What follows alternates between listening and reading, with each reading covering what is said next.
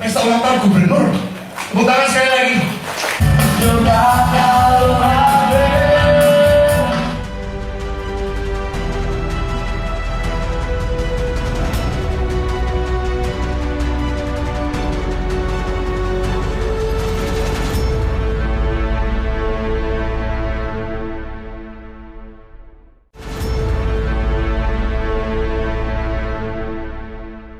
Assalamualaikum warahmatullahi wabarakatuh. Senang sekali saya Husnul Arif dari Forum News Network bisa kembali menjumpai Anda semua. Kalau Anda mau melanggar protokol kesehatan tanpa takut didenda apalagi dihukum pidana, caranya mudah. Jadilah Anda penguasa atau setidaknya Anda mendukung penguasa. Barangkali hari-hari ini itulah yang kesimpulan yang bisa kita ambil melihat fakta di lapangan. Satu, baru saja media dihebohkan dengan pesta ulang tahun yang digelar di rumah dinas Gubernur Jawa Timur Khofifah Indar Parawansa. Yang kedua, kita hari-hari ini juga sedang menyaksikan persidangan dari Habib Rizik Syihab di Pengadilan Negeri Jakarta Timur. Tak tanggung-tanggung kan Habib Rizik Syihab ini saat ini sedang menghadapi 3 perkara sekaligus di Pengadilan Negeri Jakarta Timur berkaitan dengan pelanggaran protokol kesehatan. Ada 3 kasus untuk kerumunan di Petamburan, Habib Rizik Syihab ancaman hukumannya sampai 2 tahun. Kemudian untuk kerumunan di Megamendung dia diancam hukuman 10 bulan. Nah, kasus yang terakhir ini kita tinggal menunggu berapa ancaman hukumannya karena kelihatannya lebih serius dengan tuduhan bahwa dia menyembunyikan hasil tes swab di Rumah Sakit Umi Bogor. Padahal kalau kita tahu kan dalam kasus di Petamburan Habib Rizik Syihab sudah didenda 50 juta oleh pemerintah Provinsi DKI Jakarta dan sudah dibayar. Tapi tetap saja dia dipidanakan dan dibawa ke Pengadilan Negeri Jakarta Timur. Nah, sekarang kita sedang menunggu bagaimana dengan kasus pelanggaran protokol kesehatan yang dilakukan oleh Gubernur Jawa Timur Khofifah Indar Parawansa. Ini kalau kita lihat kasusnya dalam kasus Khofifah Indar dalam ulang tahun Khofifah Indar Parawansa ini anak buahnya sudah pasang badan nih, terutama pelaksana harian Sekretaris Daerah Provinsi Jawa Timur Heru Cahyono. Dia menyebutkan bahwa itu bukan inisiatif dari Khofifah Indar Parawansa. Jadi itu merupakan inisiatif dari bawahan mereka dan yang menarik adalah kata-kata Heru Cahyono bahwa kita juga ingin memberikan perhatian kepada Ibu Khofifah Indar Parawansa karena beliau ini selama ini sangat baik. Kalau anak buahnya ulang tahun, beliau juga memberikan perhatian. Saya kira kalau Khofifah kepada anak buahnya, kata-kata perhatian itu pas. Tapi kalau anak buah memberi perhatian kepada bosnya, ini yang kurang tepat. Ini lebih tepat kita sebut apa ya? Ya upaya mencari muka lah daripada anak buahnya pada atasannya. Dan ini menjadi culture yang kita pahami itu sudah sangat biasa di lingkungan ASN atau pegawai negeri sipil ini. Bahasa Heru Cahyono pun menyiratkan soal itu karena menurut dia bahwa ini surprise party. Kedua dia menyatakan bahwa Ibu Khofifah sebenarnya enggan, tapi ini karena inisiatif dari anak buahnya, jadi mau nggak mau Khofifah kemudian ikut hadir melaksanakannya. Coba mari kita cek fakta-faktanya di lapangan. Apakah betul ini surprise party yang dilakukan secara mendadak?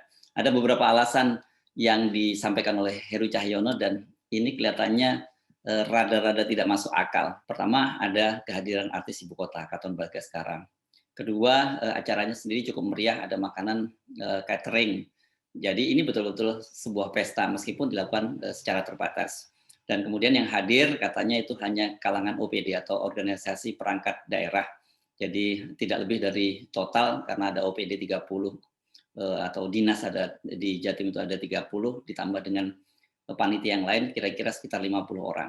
Tapi kalau kita lihat video-video yang beredar, terutama yang diunggah di beberapa akun media sosial, dipastikan jumlah yang hadir lebih dari 50 orang dan juga terjadi kerumunan. Yang kedua soal artis ibu kota Katon Bagaskara. Menurut Heru Cahyono, ini juga mendadak karena Katon Bagaskara adalah sahabatnya.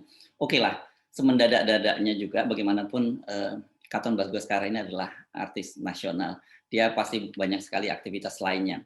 Mungkin bisa dikatakan semacam gini, ada pembelaan, oh enggak, sekarang ini sedang musim pandemi. Jadi dia tidak banyak order dan tidak banyak kegiatan off air. Jadi dia bisa dipesan secara mendadak, apalagi seorang teman.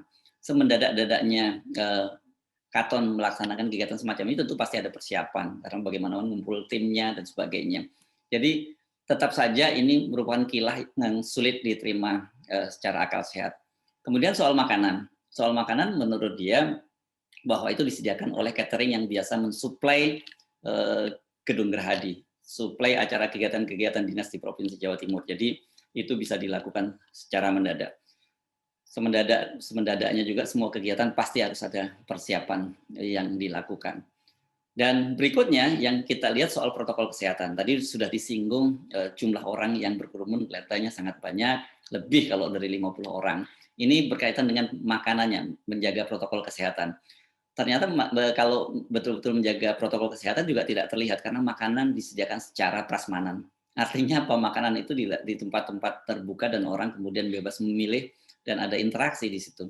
Kalau menurut standar protokol kesehatan biasanya makanan itu tidak dilakukan secara prasmanan, itu disediakan dalam paket-paket tertutup dan orang diberikan perorangan. Sehingga interaksi antar tamu pengunjung begitu juga dengan makanan yang disediakan itu tidak terbuka seperti dalam makanan yang bersifat prasmanan. Jadi hampir dipastikan bahwa apapun yang dikatakan oleh Heru Cahyono ini tidak bisa diterima oleh akal publik. Belum lagi berkaitan dengan surprise party. Ini dilakukan di rumah dinas Khofifah Indar Parawangsa. Katanya acaranya mereka sudah berkumpul pukul 7 dan pukul 8.15 Ibu Khofifah baru hadir. Saya jadi mikir, setidak-tidaknya kalau acara kegiatan ini kan ada panggungnya, ada kemudian tenda yang dipasang, masa iya sih mereka bisa menyembunyikan ini dari Ibu Khofifah Indar Parawangsa, jadi Ibu Khofifah tidak tahu. Karena kan ini kalau disebut di rumah dinas, ini kan berada satu komplek dengan kantor gubernur di Gerahadi.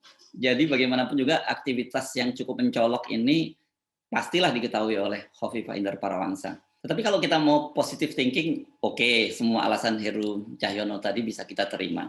Jadi memang betul itu surprise party. Tetap saja hal itu tidak bisa menafikan bahwa ada pelanggaran protokol kesehatan dan yang paling penting adalah soal kepercayaan publik terhadap para penyelenggara negara. Mereka meminta rakyat tidak berkerumun. Kemarin orang-orang dilarang melakukan mudik. Kemudian banyak di antara mereka yang tidak mudik datang ke tempat-tempat hiburan karena di tempat hiburan masa berkerumun, kemudian tempat-tempat hiburan itu segera ditutup karena kekhawatiran ada COVID.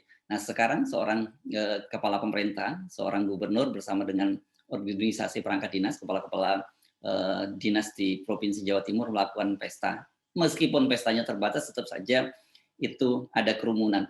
Karena tidak heran kalau kita membaca unggahan di sebuah akun medsos yang Nilam Piturah ketika video pesta itu diposting di situ, komentarnya sangat beragam.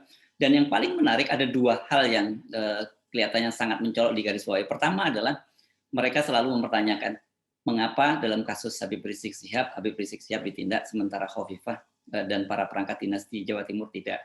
Kedua, kalau ini dilakukan oleh seorang gubernur seperti Anies Baswedan, dipastikan Anies Baswedan sudah habis dihajar baik oleh para buzzer pendukung pemerintah dan juga tidak menutup kemungkinan akan ada langkah-langkah konkret dari penegakan hukum.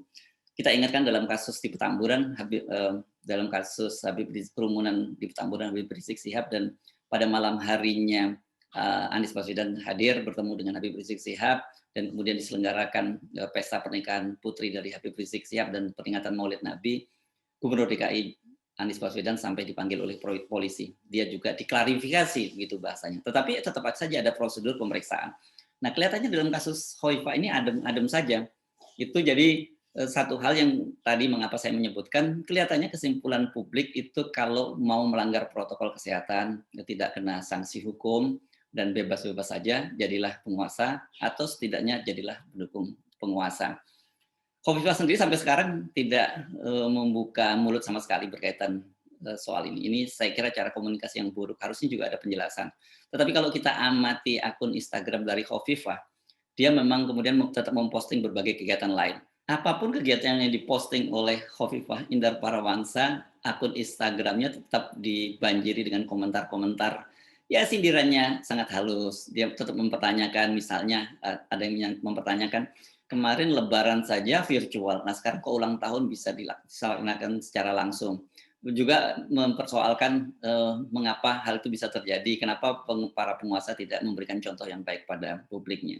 Kita perlu mempersoalkan, pelanggaran protokol kesehatan yang dilakukan oleh Khofifah Indar Parawansa dan para OPD atau organisasi perangkat dinas di Jawa Timur ini, karena bagaimanapun mereka adalah, kepala daerah yang harus memberi contoh.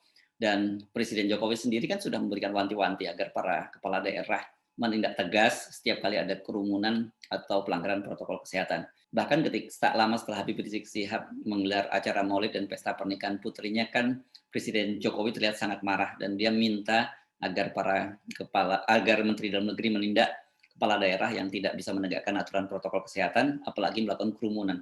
Sekarang kita tunggu apa yang akan dilakukan oleh Presiden Jokowi. Kita tahu bahwa Khofifah Indar Parawansa adalah gubernur yang pernah menjadi menteri dalam kabinet Jokowi dan pada Pilpres lalu menjadi pendukung Jokowi. Kalau kemudian tidak ada tindakan sama sekali terhadap Khofifah, katakanlah berupa denda, teguran atau apapun yang muncul kepada publik adalah pesan bahwa silakan melanggar protokol kesehatan selama Anda tidak menjadi oposisi atau menjadi kritikus dari pemerintah. Ini sangat berbahaya karena tren infeksi atau penyebaran COVID itu saat ini belum menurun, bahkan ada tendensi setelah liburan panjang ini akan kembali meningkat. Saya Hersun Arif, sampai jumpa. Assalamualaikum warahmatullahi wabarakatuh.